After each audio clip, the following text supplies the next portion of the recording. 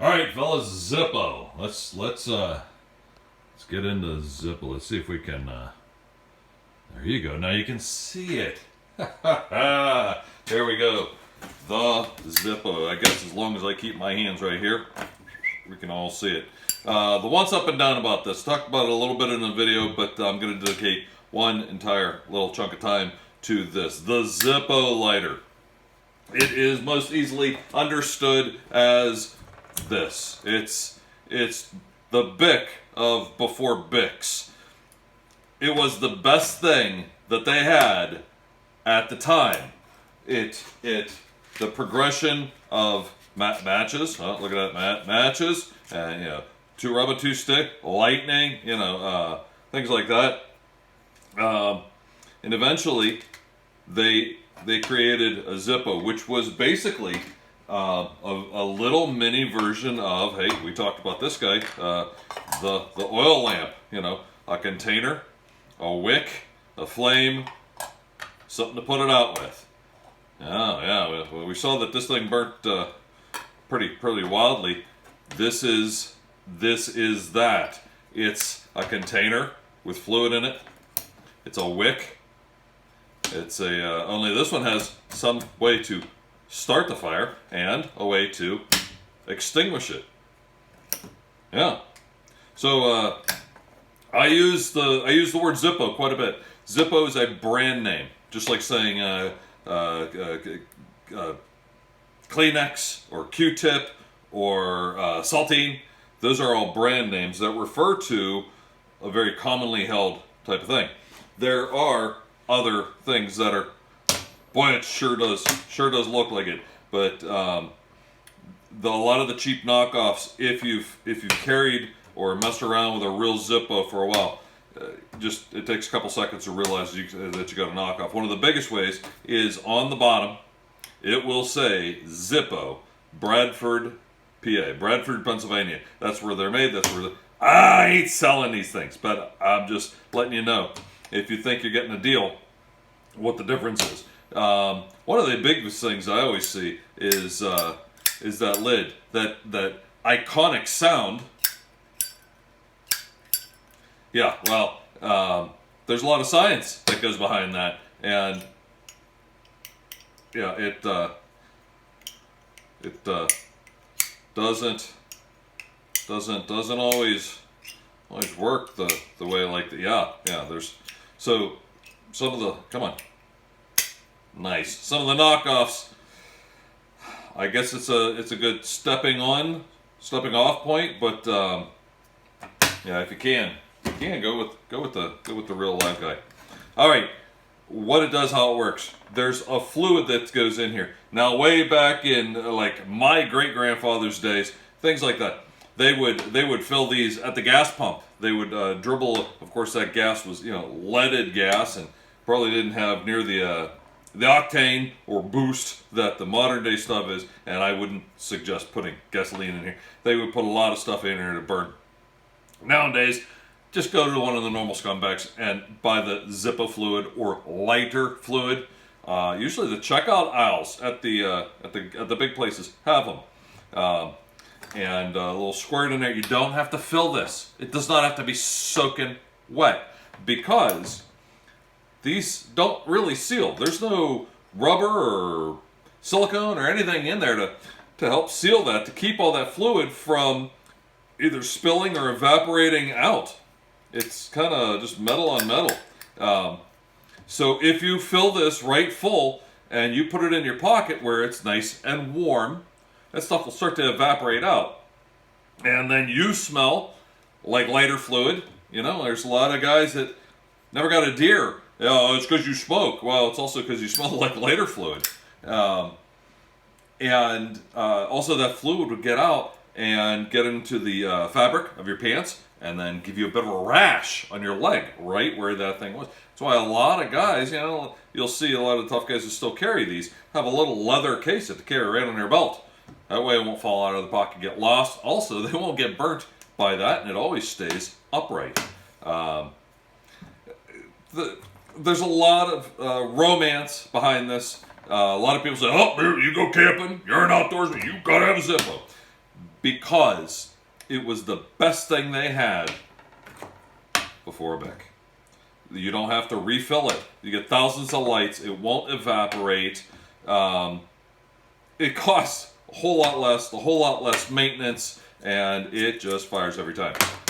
All right, getting into it. What makes all this kind of special? Well, you got the wheel. It's got the little ridges on that, and up underneath there, that could be a pointer. There's a pointer. Hello, pointer.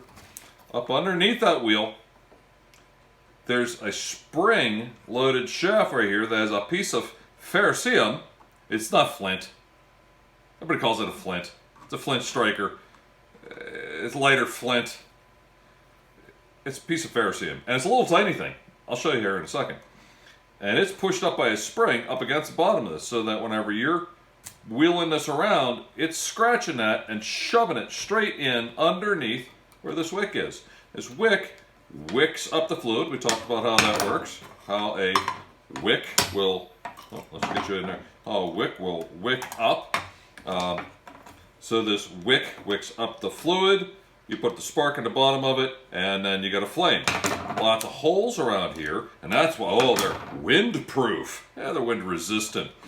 If you were trying to light stuff, and the wind is blowing here right at the base of the flame, well, the wind can't really buffer that real hard.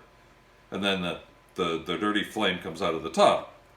So it was a little harder to blow out than a match, or than other types of open wick lighters at the time. There's a spring-loaded little guy there that catches inside and closes, smothers it all out. Now to open it up, you just grab the bottom, grab the top, and pull them apart. Comes right apart. There's nothing else inside there. So, in the bottom, you have this stuff. I always called it cotton. I don't think it's asbestos, but it's some sort of wonderful material there that holds the fluid. Yeah, there's a hole right there. It's just a place to put the nozzle and to give it a squirt so that you fill the rest of this cotton up with fluid. Get it wet. Watch, this guy is spring-loaded. As we pull that spring out, it's got a little pusher at the end. That's not the sparky job. It's just a pusher. And they make it kind of long because after the little tiny ferrocerium, after the little spark, after the little piece of flint wears out, people keep trying and trying, and they'll wear this thing right half in two because they just don't know any better. Some people think these things are magic. Haha, that's why I'm telling you this stuff, so you know it's not magic. Try not to bend the spring, and all it does is keep a little pressure on there. So whenever you take that out, let's see if we can catch it. There it is. How to hold that so you can see it. It is the tiniest little guy. I'll put it right there. There it is. This one's golden color. I think real life Zippo flints might be red. I think they made them red just so that you could see them if you dropped them, because it's a little tiny thing. That's all it is. The pusher pushes up against that round thing, up through the tube, and oh look, now that just spins free. So let's pick a little bit of this out. So that's all it is. Just kind of friction fit it in there. My fingers are too old and fat to reach right up in there and get all this stuff. Come on.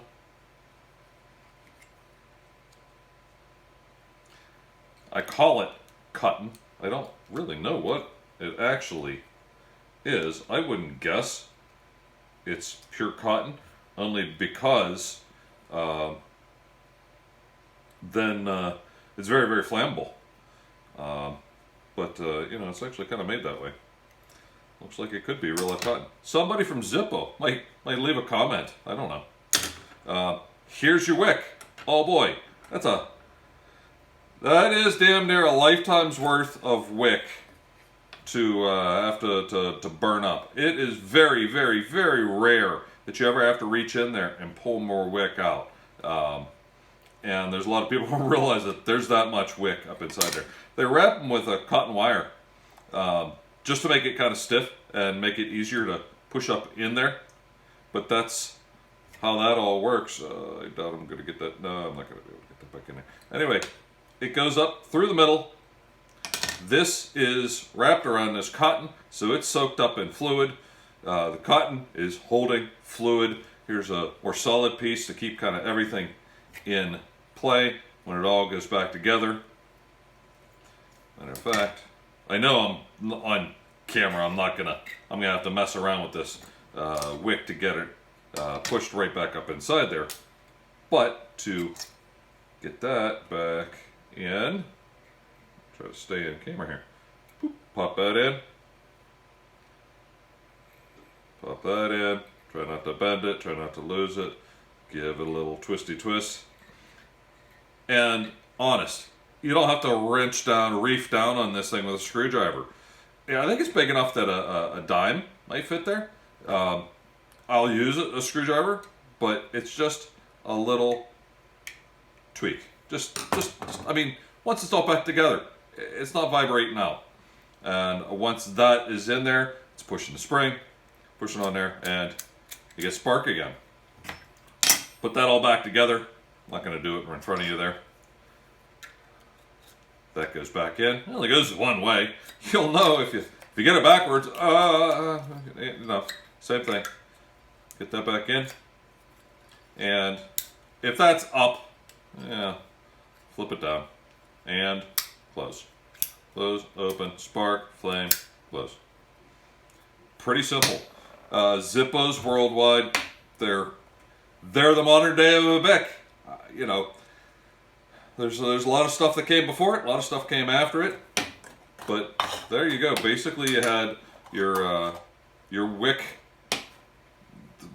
fire, something that you could carry in your pocket reliably, and it was way more reliable and get you a whole lot more lights than just 20 in a box.